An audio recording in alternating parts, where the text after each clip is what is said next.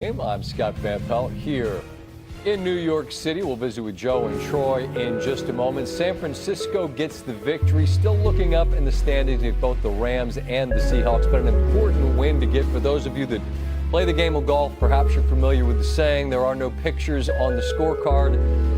Not a work of art for San Francisco.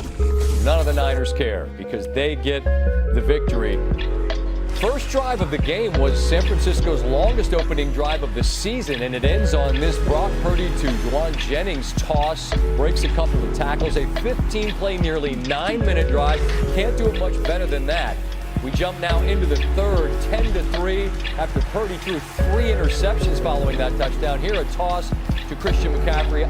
As you undoubtedly know, going up against his former team, he takes it in. Here Bryce Young to the rookie, Tenero McMillan.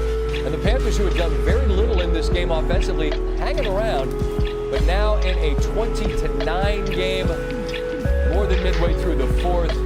Jair Brown with his second interception of the game. Coming into this game, the Niners' touchdown to interception ratio defensively was second worst in the NFL, so you understand Robert Saleh's enthusiasm there. We get to the booth and visit with Joe and Troy. And Troy, I'll start with you. Look, you had a Hall of Fame career, but on nights when, or days, I guess, when you weren't your Hall of Fame best, you got Emmett back there, right?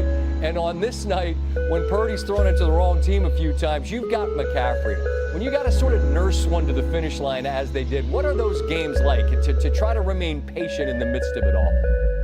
Well, obviously as a quarterback, you're wanting to play better than what we saw from Brock Purdy, and we all have those nights, some more than others. But I thought that for him coming, he hadn't played a lot of football, first of all, this year. Right. But when you're struggling like he was in that first half and at different times, it is nice when you're able to just come back and get the ball to Christian McCaffrey, hand it to him. In my case, Emmitt Smith takes a lot of pressure off. And even though the numbers overall, when you look at Christian McCaffrey, whether it's this year or even in tonight's ball game, you can't watch this game tonight and not feel the impact that Christian McCaffrey had on this game. So although it wasn't San Francisco's best night, it wasn't Brock Purdy's best night, certainly, it is a luxury to have a guy like Christian McCaffrey back there to help you out.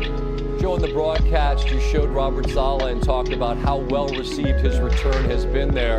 And you can't help but miss how many cutaways, that's an industry term for when they use the camera to show a shot of a guy. It's Werner or Bosa in a luxury suite, right? They're so banged up there, and they have not been great. Can't get pressure, don't get turnovers. How important do you think it was for this group to perform the way they did and really help pitch in for a victory? Yeah, I think they're playing really well. I mean, it's pretty remarkable when you lose 2 guys that are all pros that you don't have on your defense. And, you know, obviously that's a huge hole in the middle of this defense. That Fred Warner, who's been nothing but healthy year after year, game after game, and he's not there. He's headed to the Hall of Fame someday. And then Nick Bosa is as great as there is off the edge with any defense in the NFL. So you don't have those guys. But I don't know. I just sense that with Saleh and with Shanahan, they like a challenge. This is a challenge. I think they've liked coaching the younger guys too. And Robert Saleh is a really good football coach. He and I were talking about it during the week. Love to see that guy get another chance. It feels like the odds were stacked against him with the Jets. And now here he is back in San Francisco. And boy, is Kyle Shanahan happy. He said yes. Well, the odds are kind of against San Francisco. I don't know how many teams this banged up on both sides of the ball would have 8 wins. That just goes back to what we were talking to Troy about on Countdown. A lot of respect, I know, from both of you, myself as well, for this San Francisco organization. We see it again tonight. Not beautiful, but a win always is in the NFL. Boys, be well. Enjoy Thanksgiving. We'll see you next Monday up in New England, all right? Happy Thanksgiving, Scott. Thank you. Happy Thanksgiving. You too. Appreciate you, boys. Safe travels back to your families. You look at the next 4 and look for the Panthers. They've still got an opportunity in the NFC South, particularly with Baker banged up in Tampa. We don't know what his availability will be. But, man, they lost a number of players in the defensive secondary, and you take on the Rams, who are playing at as high a level as any team in the league. Then they get their bye, as do the Niners Week 14 after they face the rugged defense of the year.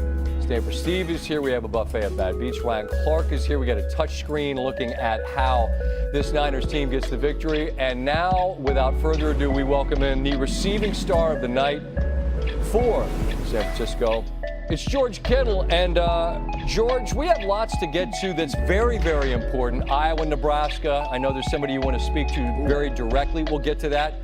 The game itself, we'll get to that too. I just want you to know that in pre-game, when you do that thing with the overhead camera and you go rock, paper, scissors, you went scissor. Yeah. Kelsey, I believe, went paper, so you beat him. But Swag and RC both went rock, so you lost to them and you beat Kelsey. I just want you to have that bookkeeping, all right? You know what's nice, too, is right after that, a kid challenged me. He had a sign that said rock, paper, scissors for an autograph. And I beat him, too. And then I did still sign for him, though, after my warm-up. But I beat him as well. That's because you're a man of the people, and you want to leave them happy, and you do. And everybody leaving in Santa Clara that's cheering for you guys leaves happy. It's a complimentary game. The offense wasn't as sharp as it was last week, but the defense really pitches in as well. What's the moral of the night when you leave victorious? I assume that's really all that matters, isn't it, George? I mean, winning in the NFL is really hard. It is what it is. So anytime you can get out with a W, you're happy about it. You know, obviously, we're frustrated we didn't put up more points. I think our offense is, you know, we're striving to score 30-plus every single time. We didn't do that tonight, but that's what our goal is. And, you know, the nice thing is I felt like we moved the ball really, really well besides, like, one time, which was that last drive, the second to last drive, which we got, you know, 3 and outed. But besides that, I thought we moved the ball really well. We just got to protect the football, and, you know, Brock will be good at that. They ran some pretty good coverages. You know, one of those interceptions, they did a lurk with the backside corner, which was pretty impressive. I haven't seen that one in a long time. But, you know, overall, happy with what our defense did. You know, our safety, Jair Brown, you know, 2 picks for him. Awesome. Made some tackles. So just happy our defense had our backs today. Yeah, I asked Joe Buck about that because there's so many shots of Robert Saleh with a big smile on the face. I know you told Lisa Salters that was the best free agent acquisition of the offseason. He's such a huge part of who you guys were prior to leaving to go to New York. And you all were so banged up on defense. To see those guys come up with a couple of picks and to hold this Carolina team that went nuts last week to just 9, it's got to feel great for those guys just to see them pitch in the way they did. You know, you know, absolutely. I'll just say that, you know, the more we play, like, you know, you can't replace Fred Warner. You can't replace Nick Bosa. Hard to replace your first-round draft pick in Michael. But it's just like over the course of these weeks, these young players, like you're seeing them kind of take command of the defense, right? They're becoming themselves. They're growing as players. You know, Malik Mustafa's flying around, setting the tone, hitting people. Tig is getting those interceptions. Our defensive line is applying pressure. And, you know, just the more games that we play, the more they're going to grow, and we're going to get guys that are going to become superstars for us.